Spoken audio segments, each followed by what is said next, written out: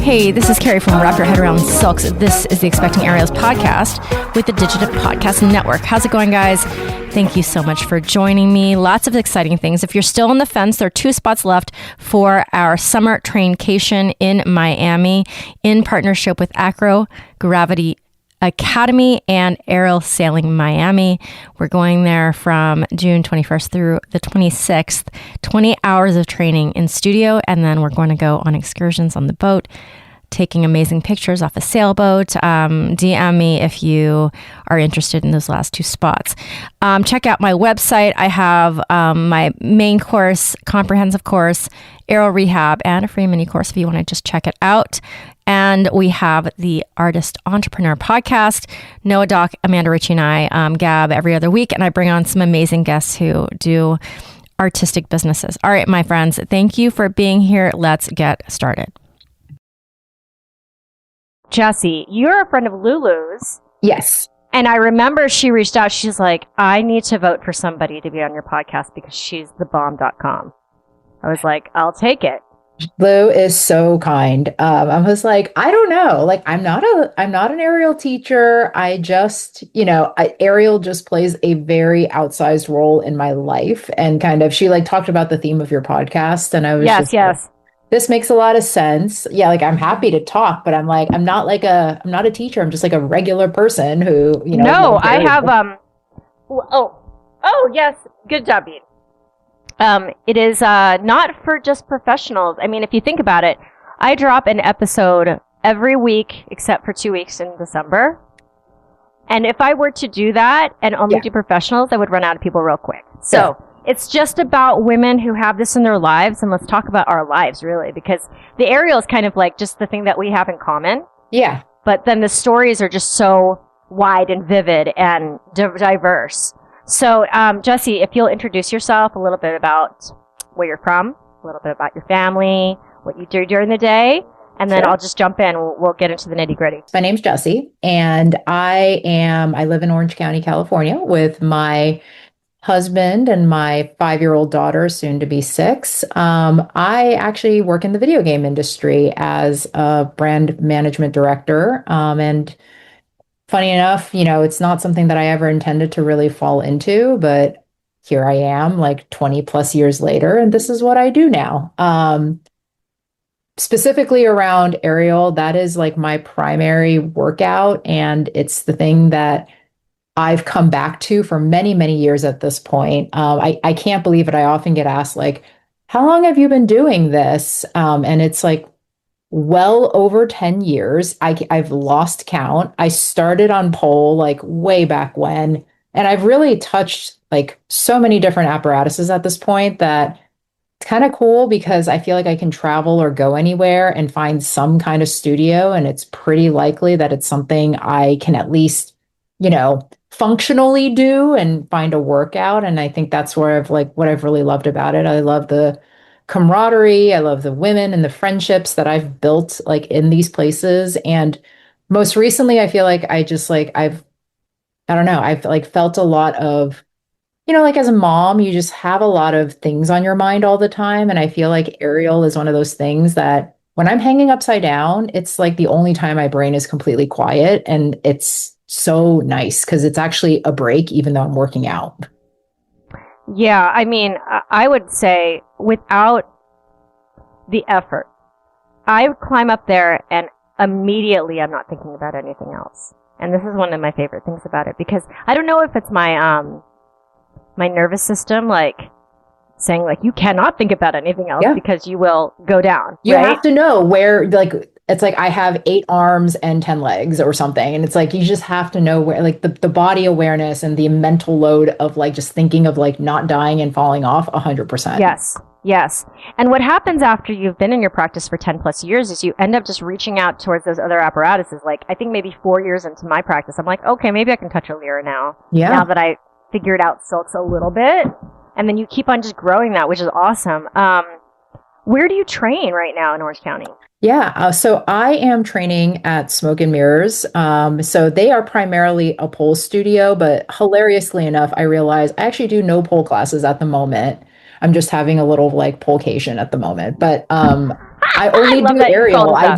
I do two silks classes a week, and then I do two open gyms a week just to kind of practice, what I was Oh, learning that's in the two great. Four classes. times a week in the air. That's fantastic. Yeah, four times a week. I mean, it's the break that I need. I work from home, and so I have some flexibility in my schedule. And so I always try to defend that space, like before I pick up my daughter, and then, later in the Hmm. evening, I'll jump back online to like finish up work and, just have that quiet, dedicated like concentration time. But yeah, four times a week, I think it keeps me sane. And, whenever there's like extra little opportunities, because like friends will organize like little parties and things like that, I try to fit those into. So I'm very lucky that, I have a partner that supports that, obviously, and, like have that kind of flexibility in my schedule to do that.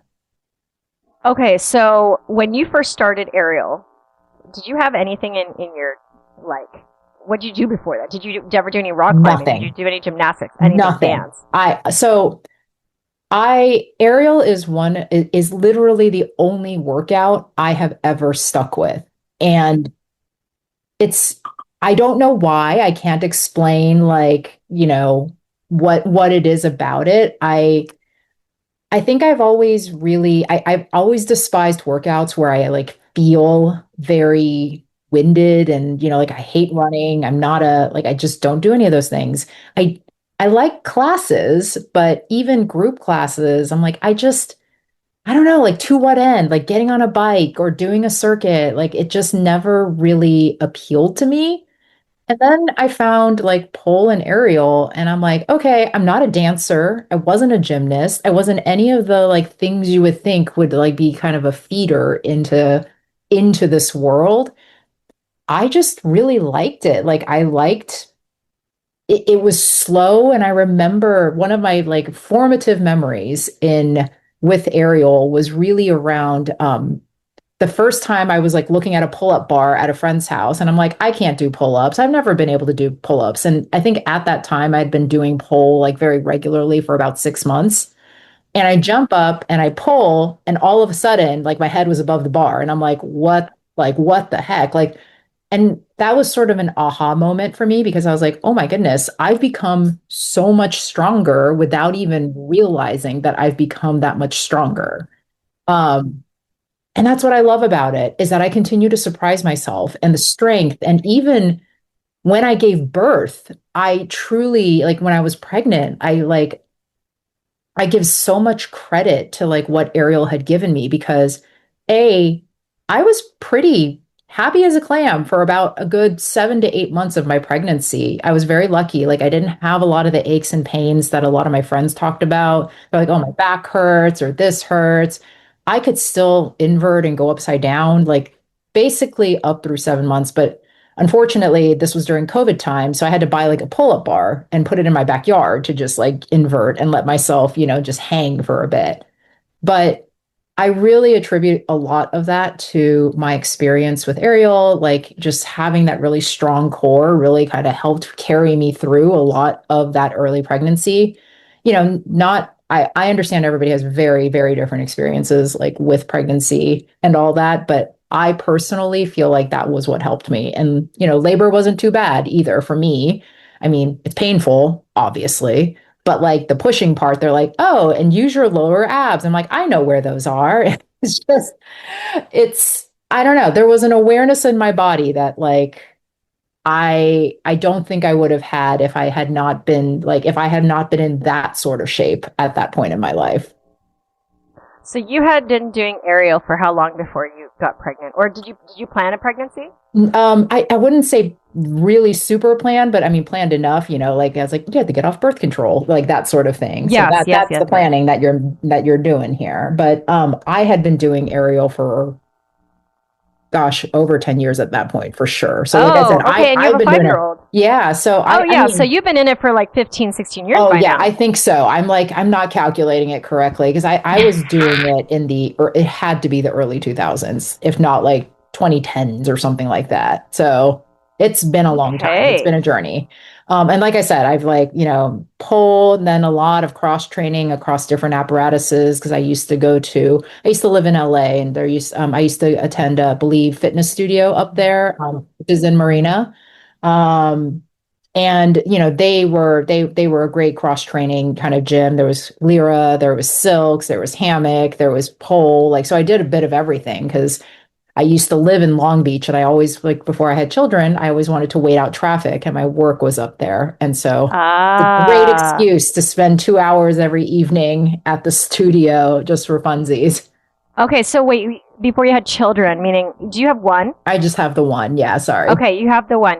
I'm trying to figure out if you're in my category because I was pregnant and she was born when I was 42. I was also a geriatric pregnancy. I had Okay. Lucy when I was 37. Oh, but you're less geriatric than I. Yeah, a little bit less, Yeah, but you I were would 2 years into the geriatric, where I yeah. was like 6 years into the geriatric. Okay, so you guys weren't necessarily planning, but that's what you have. I think it But was just we got married and when I was like 31, like we got married, engaged at 30, married at 31.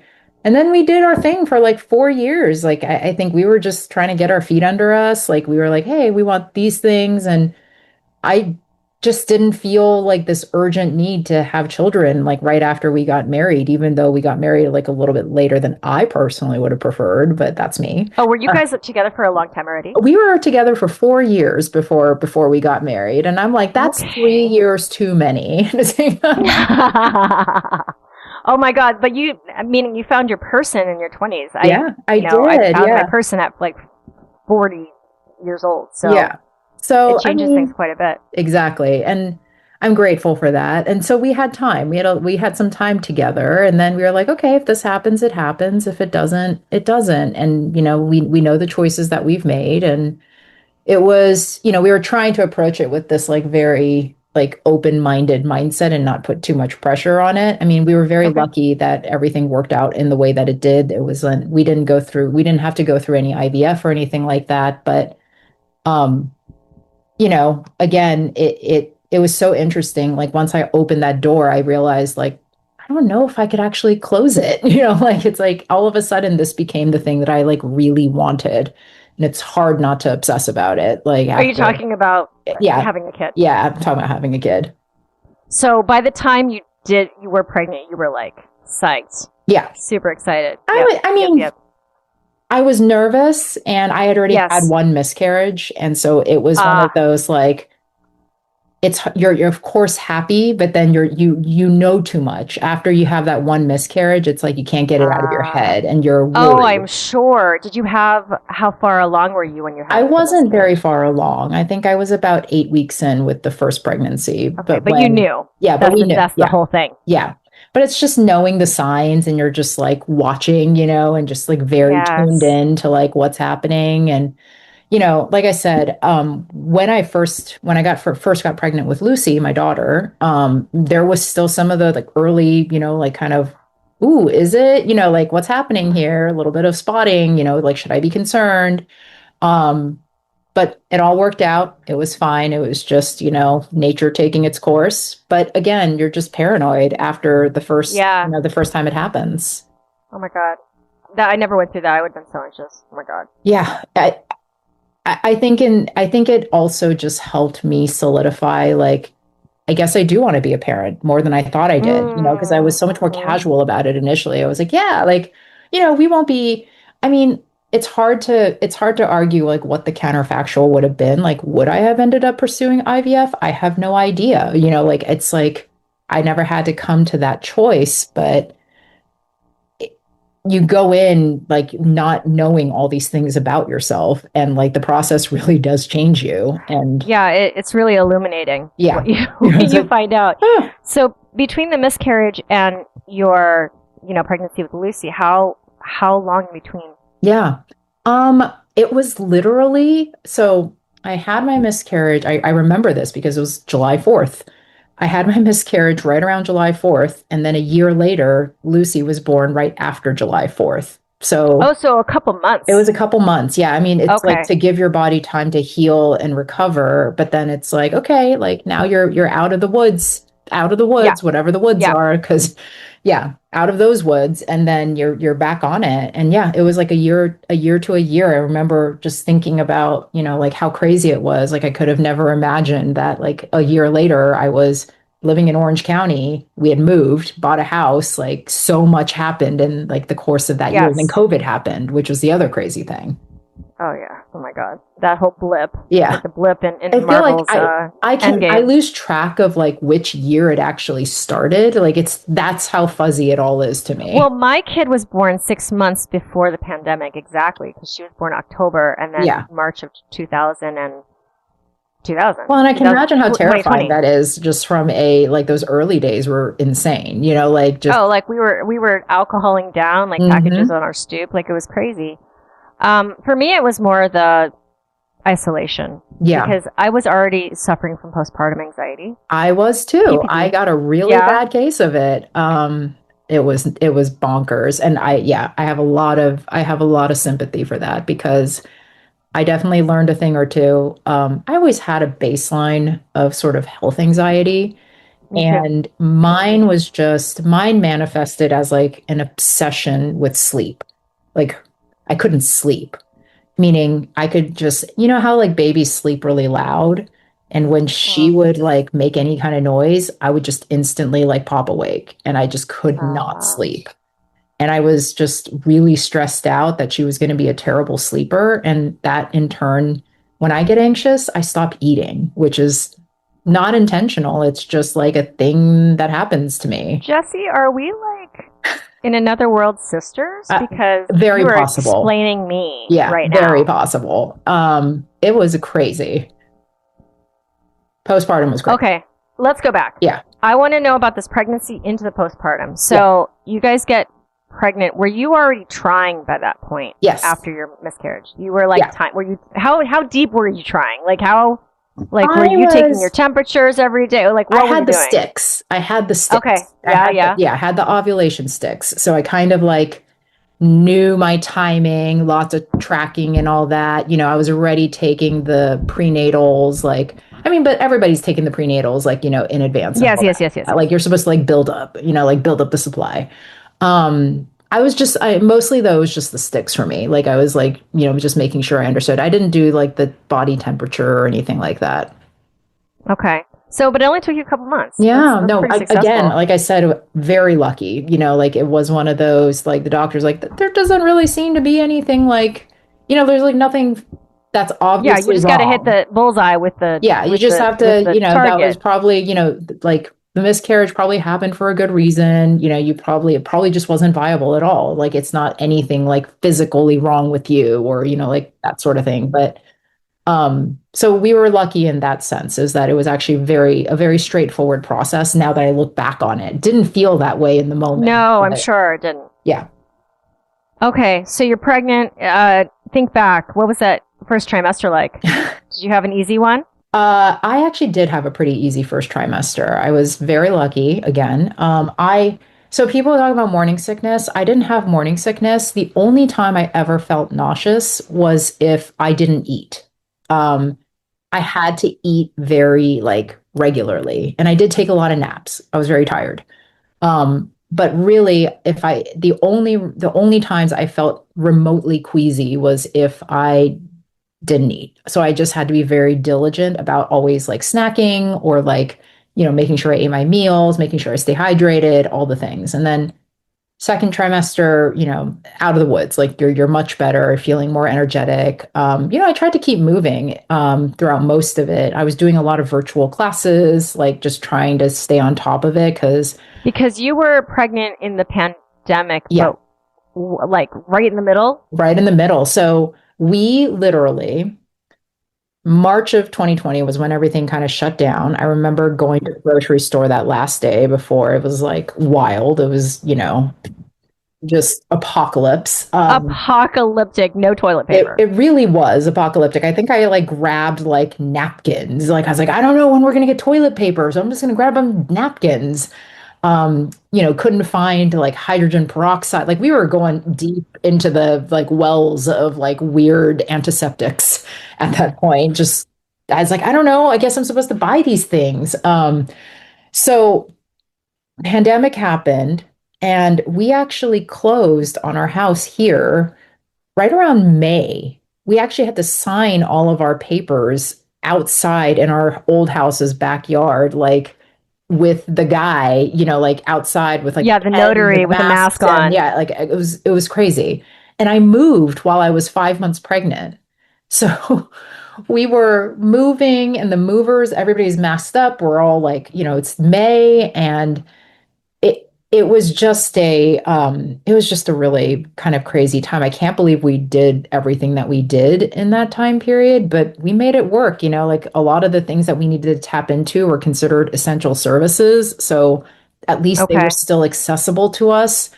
Both of us are very lucky in the sense that both our jobs like we're able to work remotely. That wasn't a problem. It was a pretty seamless transition for all of us and us being at home, having Yes. separate spaces and all of that. We were able to continue working pretty seamlessly. And it was really a boom to have him like at home that entire Oh, first yeah. year.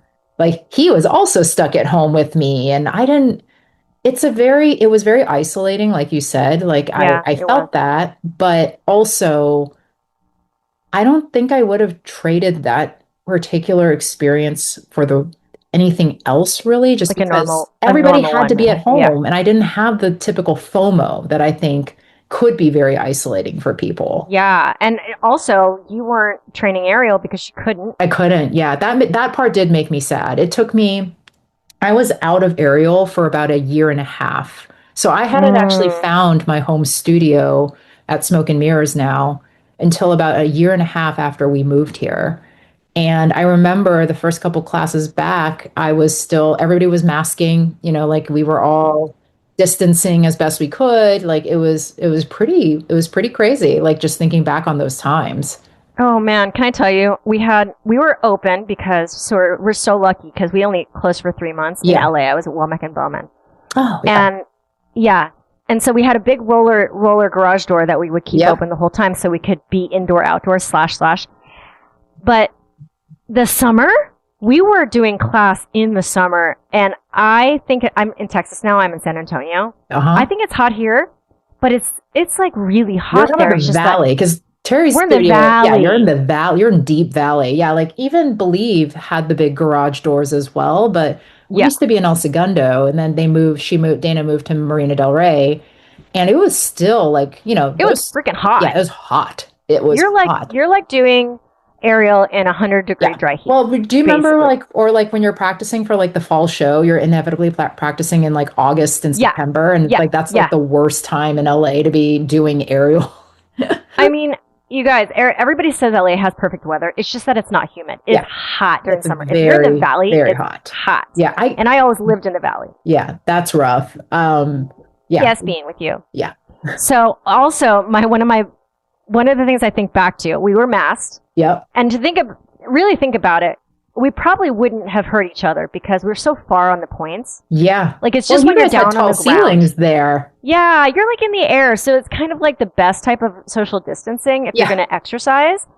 But they had this thing where we didn't know what was going on, so we couldn't. I love that, Bean. Good job. Oh, I love it. You couldn't use anybody else's fabric.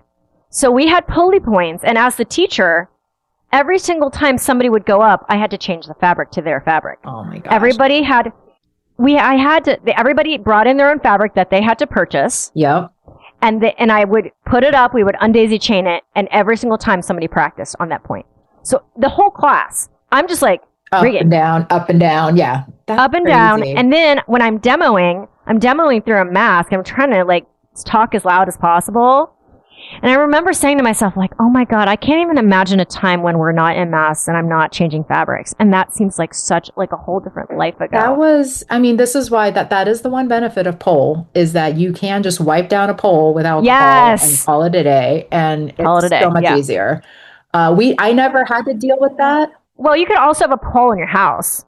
Well, yeah, you can also have pole. Yeah, I didn't have a pole. I actually gave my pole away because I realized I never do pole at home. I don't, I need the community. I need other people Yes, yes, there yes. pushing me up, like just like go do this. Like we challenge each other, like we throw down and it's like Yeah. I can't motivate myself on my own. I'm terrible at that. Okay, so you got through your pregnancy, and was there anything that stands out to you when it comes to the birth? Um, It's more of a funny story is that my particular birth experience, the thing that stood out the most to me was actually the labor and delivery floor that I happened to be on. Just all the nurses, for whatever reason, were just stunning. Like they all were so beautiful. And I'm like, what is this place? What is this And place? I You're the had, OC girl. That's what happens. I know that is what happened. So my whole birth story was you couldn't do hospital visits at the time. And it was about 3 weeks before or 2.5 weeks before my due date. And so the hospital sends this like 8 hour long video essentially of like a little like webinar that you're supposed to watch to kind of like get yourself acquainted with like what this is going to be like. And they give you this like form and survey to fill out of like, your birth plan. I was like, okay, I'm going to do it. I'm going to, like, we're going to watch these videos. And this was a Saturday, and we had literally did all, like, just watch the videos, go get dinner. I think we got Thai food or something like that. And I just stay up that night because I'm a night owl. So I'm just staying up and I'm like up till like 1 a.m. and then I go to sleep. And then I wake up at 2 a.m. and I'm like, oh, my stomach really hurts. That Thai food's really like not sitting well with me. Go to the bathroom. My water broke. I didn't realize it. And I was like, I've only been asleep for like an hour. And I'm like, okay, I don't know what to do. I call, do the thing. And I'm like, okay, and call my doctor. Their answering service isn't working. So I'm like, what do I do? Like, go to the internet, look up the labor and delivery ward for Hoag, which is here, my hospital. And they're like, okay, we'll get your doctor. Just get yourself here. We'll figure it out. And I was like, oh, okay, they're just going to triage me. At the time, I hadn't realized that was my water breaking. I was like, I've never experienced this before. What is this? So I just thought like, oh, I'll be back out because I'm not due yet. Nope. They go in and they're like, you're coming in. You're giving birth today. And I'm like, what? Um, and But you weren't having pain yet. You weren't feeling no, I contractions wasn't yet? feeling, no, like I didn't feel anything. Like it Because was some just, hospitals don't allow you to come in without yeah, like no, contractions. I think that they checked me and I think maybe I was having contraction. I mean, that's the pain though. Like I was like, I thought that I was see, I just see, I stomach see. pains. Like I was like, Right. it didn't occur to me that was like, because I've never given Labor, birth because before. you've never, me Yeah. too. So I was like, I had no idea. I was like, oh, what's this like pinkish water? Like what? So yeah, I got, I think the thing that stood out to me was just like, why are all my nurses like stunningly beautiful and very kind and nice? I'm like, I haven't brushed my teeth. I like hadn't slept all night. I, like you just say some crazy things when you're in labor. And I was like, I was so glad that I actually did fill out the birth plan because they all looked at me and they're like, nobody ever fills this form out, but this is like very clear. We know what you want to do and we don't have to ask you a million questions. And I had stuck a copy in my like husband's go bag and like, so I was like, I was prepared. I'm a planner. Like I like that. I Oh, like that you sort and of I would, you and I would be very good friends. This is where I'm at too. You know what I'm saying? Yeah, I'm Lulu like, knows I how to like pick them people to too. know my intentions and, like Yes, I like yes, to have yes. at least a loose idea of like order of operations. But the whole, like I said, somehow I had managed to, I didn't realize just how late we were, and she came a slight bit early. She was about 2.5 weeks early. So Okay. That's early. yeah, yeah. That is, I know, I didn't think about that, but she was also really small. That's probably why my labor was not terrible. I literally pushed her out like after 2 pushes. They had me practice beforehand and they're like, oh, you can't practice right now because like baby's coming and the doctor's not here. I was like, what? Because I didn't realize they were like, bear down. Because like most people have a hard time once they get their epidural, like they have a hard time with, pushing. And I was like, they're like, this is not your problem. Just stop pushing. Please stop Okay. pushing. So did your birth plan go to plan? It Did did. you? It did. So Okay. I was I still required a bit of convincing, and on hindsight, I'm like, you really shouldn't have questioned whether or not. I was like, what was important to me was that I could walk around for as long as possible because I had heard it just helps, baby get in the right position, comfort level, things like that. But then they're like, okay, we really need to like get you dilated. So we need to get you that Pitocin and we need you to, we need to up it. And Pitocin hurts a lot. And so they're like, I was like, I think it's time for the epidural. But it took me a while to get to that point where I'm like, I'm ready for the epidural. And I'm so glad I did because after I got it, I was like, oh my goodness, I didn't realize just how tired I was and like how, like amped you are and you're dealing with the pain and it's like really relentless, like the contractions are yeah, a lot. So once that happened, it actually went like really fast for me from there. I mean, I think they gave it to me kind of mid-morning and by like 1 to 2 p.m. they were like, you're fully dilated. It's time. And I was like, that was fast. They were like, oh yeah, maybe this evening. So everything just went really fast for me. Like it was So for just you, it was like 12 hours from yeah, when less your than water yeah. broke. I think it was yeah. It was literally like 2 a.m. to 2 p.m. That was the window for me. Okay.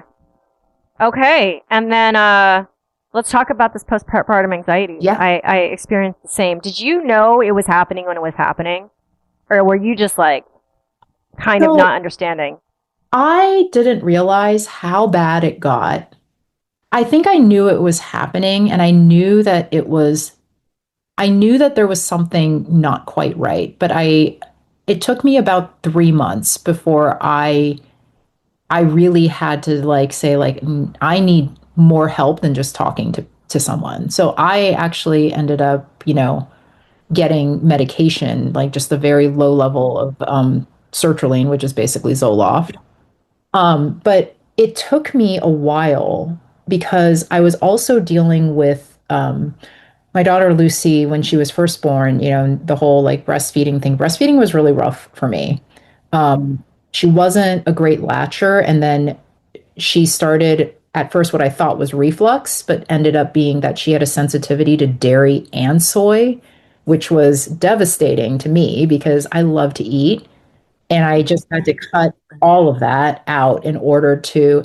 And there was a point where I'm like, should I keep going? Because she started to lose a little bit of weight, which, as a mom, like you knew that is not a thing that a baby can do. Like you can only go one way, and it's like it's got to be up.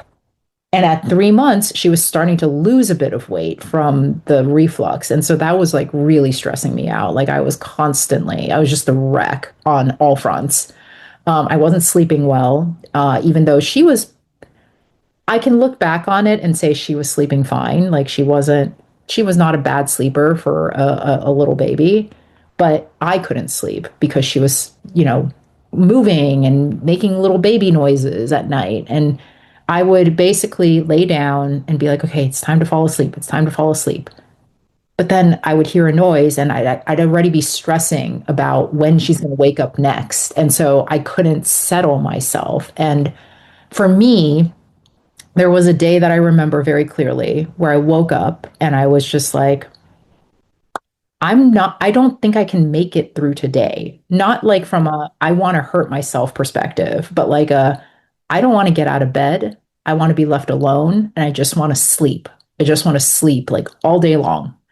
That was when I knew that this is not sustainable. And at that point, my husband and my best friend, and keep in mind, this is during the pandemic, my best friend actually ended up coming down during a pandemic, leaving her family for a week. She lives in Northern California. She came down to visit me for a week. Didn't even occur in my head that she was coming down because she had been talking to my husband about how concerned they were about me because I had lost like probably 20 to 30 pounds at that point from just not eating regularly. Like they were desperate to figure out like what was happening with me. And they knew, and I knew, but I needed to get there. And I remember my first conversation with a psychiatrist where I had basically said, like, I don't understand what a pill is supposed to do for me. Like, that was how bad off I was. Like, that was the headspace that I was in. But I'm glad I did it anyway, because that was really a turning point for me where it took a couple weeks to get like, get ramped up on that stuff. But like once I was there, I'm like, oh my gosh, like it was like a light switch. Like I had been like waking up from a dream. And like it's the thing that I wish I had maybe realized a bit earlier.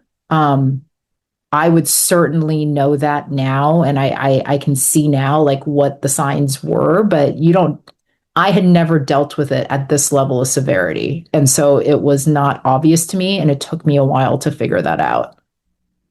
And you said you had some anxiety before that. So not even pregnant, would you say that you struggle? No. Yeah, I mean, I think as a parent, it's become very different. I think I'm still on a little bit of medication, just to kind of help manage like some of the day-to-day.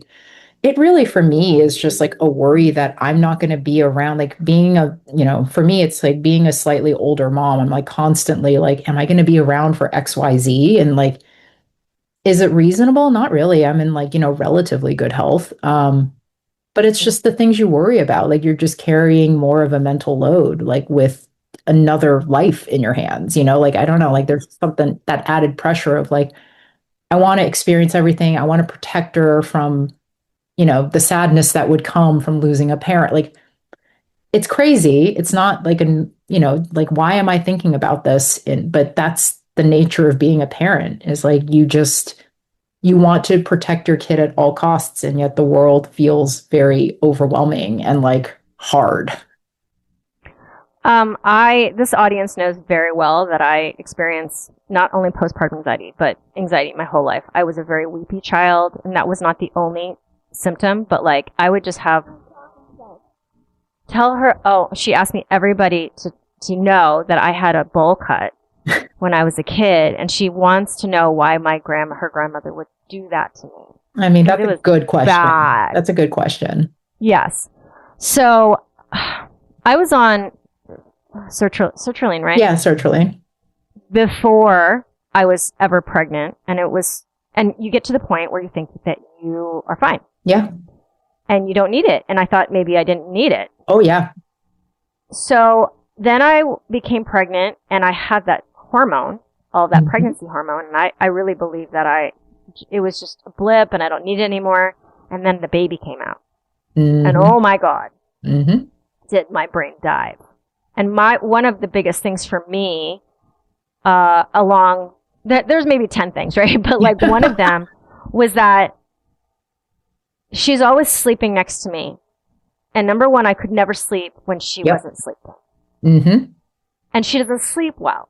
And if you don't take care of yourself, you can't take care of anybody else. And I struggled because now you have anxiety, but then you have insomnia, you have sleep deprivation. And sleep deprivation is a torture tool for a reason. It is so painful. So I ended up back on it, and I should have gotten on more of it probably. And even today, like I've gotten to the point where I'm on like 50 milligrams of sertraline, and they just put me on Rexulti. So Rexulti is this drug that you take alongside of the sertraline, and it's like a 2 milligram dose per day. And it is crazy because I was already on the sertraline for 50 milligrams a day, which isn't a high dose, but I didn't really want to go up. Dose. Yeah. It's like a base dose. Yeah. I didn't really want to go up. I talked to my doctor recently, and she's like, let's put you on Rexulti. I was like, what is that? She's like, it's really good. It's a really good like pair to it. And I got on the stuff. The first day was really bumpy. Yeah. But then a week into it, dude, I think that my intuition is really talking to me. No, it's just my anxiety. Do you still suffer, or is it better gone now, or you don't need to treat yourself because? Oh no. So I'm definitely still on at least 25 milligrams. So I'm on a half dose of like a normal base dose. Oh, I see. Yeah. But what I told my psychiatrist was basically like, I don't want to be catatonic. I want to feel things. I'm okay with feeling things. Like I want a base level of, I want to feel humanness-ish. And it's not to say that if you take too much, you don't feel human or something like that. But like, it was what I meant was I just want to be able to get myself out of the worrying mental loops that I get into of like, ooh, like I just can't stop thinking and I'm going to do all this, WebMD research and I'm going to become, my own doctor, like that sort of thing. That's what I tend to do. And so what the medication really helps me with is just like, boop, like, okay, like we're just going to walk away from it. We're going to put it away and it's fine. I'm kind of worried about it, but I'm not going to let it like overtake everything. I can talk myself internally off a ledge. Like, okay. And that's fine. I'm okay with that. It's okay if something intrusive comes in because I'm able to be like, that's not reasonable. Let's put it away. Yeah. And the hard thing is that before this second drug that I'm taking, I would really convince myself that I had my best. That line in narration was protective of me. Right. No, it's weird. Like you feel like you have to worry in order for the thing not to happen. That's how it reads to me. I mean, that's anxiety. That's exactly what anxiety is. And my thing recently, because I had this new wave of it, because I took a full-time job. Oh. Now, I haven't had a full-time job this whole time because before I was a mom, I was a professional dancer and all I did was gig and audition, which is a separate strain of stress. Yeah, I was like that's a very demanding profession, a chosen profession. Yes, it is, but what it is not is it's not structured. You don't have to be at a place at a certain time.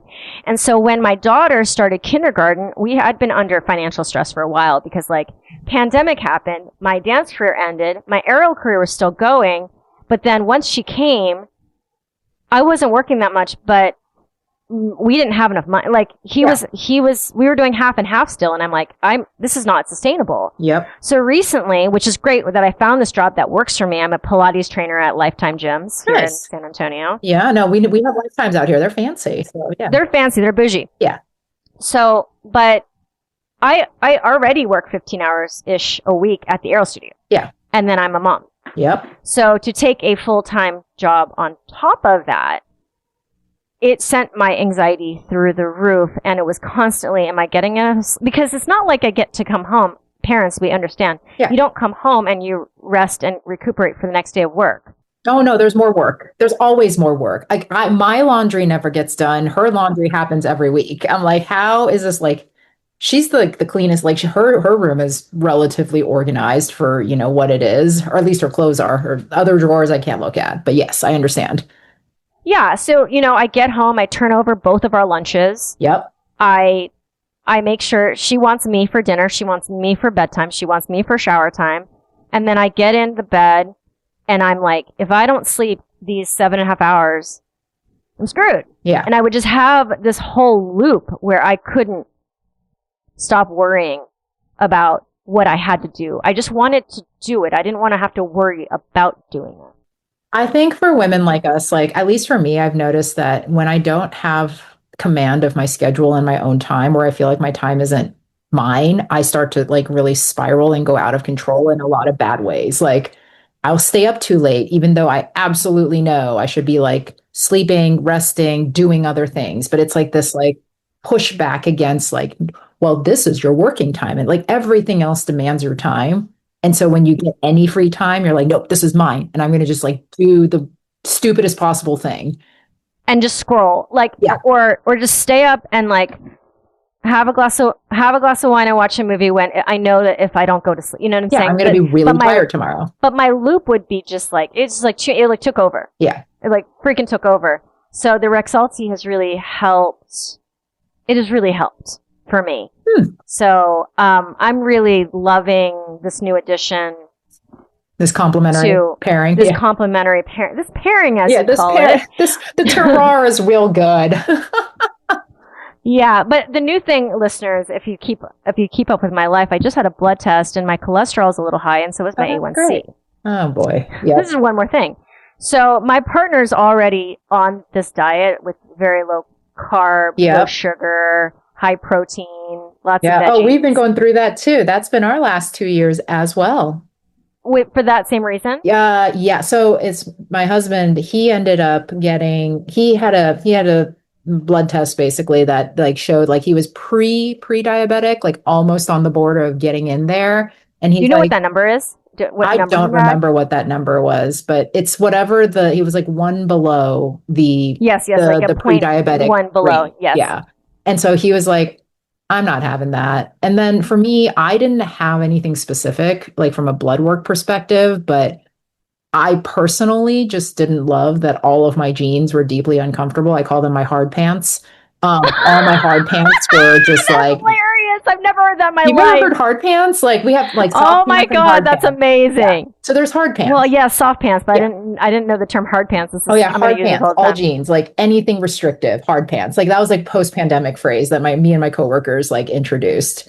But like hard pants. So all my hard pants were just a little too hard. Hold on. The reason why I've never heard that is because I'm not in a profession that ever wears hard pants. Exactly. You never have to wear hard pants. That's why. That makes a lot of sense. Soft pants, hard pants. Like that's a thing that, us like previous office girlies, like that's very traumatizing.